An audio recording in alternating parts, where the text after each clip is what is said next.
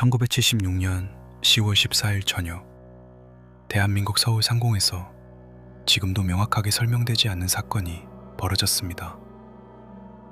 그날 시민들은 서울 하늘을 올려다보다 이상한 장면을 목격합니다. 여러 개의 밝은 발광체가 일정한 간격을 유지한 채 서울 중심부 방향으로 이동하고 있었다는 것입니다. 잠시 뒤 서울 도심에는 굉음이 울려 퍼졌습니다. 군이 실제로 대공사격을 시작한 것입니다. 대공포와 대공기관포가 하늘을 향해 발사됐고, 시민들은 밤하늘에서 터지는 성광과 폭음을 직접 목격했습니다. 하지만 문제는 그 다음이었습니다. 발사된 탄환과 파편 일부가 다시 서울 시내로 떨어졌고, 결국 시민 한 명이 목숨을 잃고 수십 명이 부상을 입었습니다. 이것은 단순한 괴담이 아닙니다.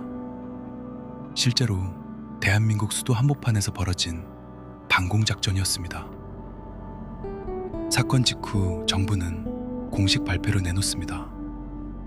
문제의 비행체는 미국 노스웨스트 항공 소속 보잉 707 화물기가 항로를 이탈해 청와대 인근 비행 금지 구역으로 접근했고, 군이 이에 대응해 대공사격을 실시했다는 것이었습니다. 언뜻 들으면 사건은 모두 설명된 것처럼 보입니다. 하지만 반세기가 지난 지금도 많은 사람들이 이 발표에 의문을 제기하는 이유는 무엇일까요? 첫 번째 이유는 당시 목격자들의 증언입니다. 사건을 직접 목격한 시민들 가운데 상당수는 하늘에 비행기 한 대가 아니라 여러 개의 발광체가 있었다고 기억합니다. 일부는 10개가 넘는 불빛이 일정한 간격을 유지하며 이동했다고 증언했고, 일반 여객기에서 흔히 볼 수 있는 모습과는 달랐다고 말했습니다. 물론 이러한 증언은 수십 년이 지난 뒤 이루어진 만큼 기억의 왜곡 가능성을 완전히 배제할 수는 없습니다. 하지만 정부의 비행기 한 대라는 설명과는 분명 차이가 존재합니다. 두 번째는 공개된 자료입니다. 정말 미국 화물기 한 대의 단순한 항로 이탈이었다면 정확한 항공편명과 등록번호, 조종사의 진술, 관제 교신 기록, 그리고 당시 비행 경로를 보여주는 자료가 비교적 명확하게 남아있어야 합니다.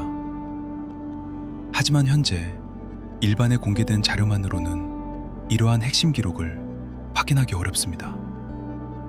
정부 발표는 존재하지만 그 발표를 뒷받침하는 세부 자료는 충분히 공개되지 않았다는 점이 지금까지도 의문으로 남아있습니다. 세 번째는 군의 대응 방식입니다. 1976년은 판문점 독기 사건 직후로 한반도의 군사적 긴장이 극도로 높았던 시기였습니다.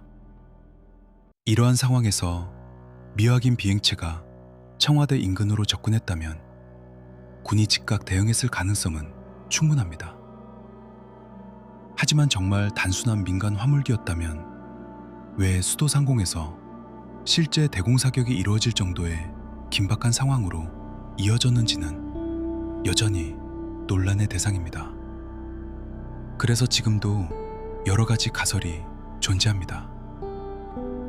정부 발표대로 단순한 민간 화물기였다는 의견, 군사훈련이나 조명탄을 오인했을 가능성, 혹은 당시 군도 정체를 확인하지 못한 미확인 비행무지였을 가능성입니다.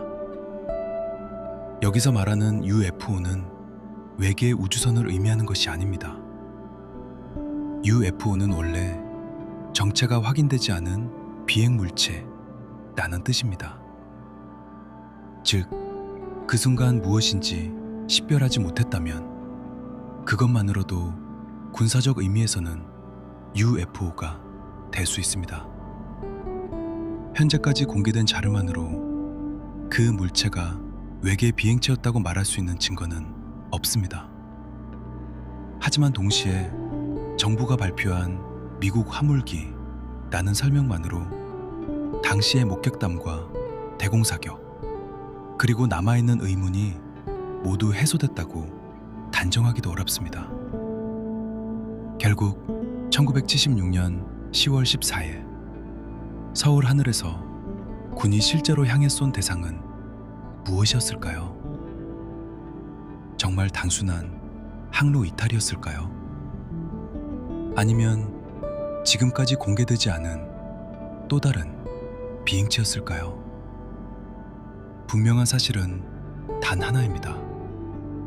반세기가 지난 지금도 그날 서울 상공에서 정확히 무슨 일이 벌어졌는지 우리는 아직 완전한 답을 가지고 있지 않습니다.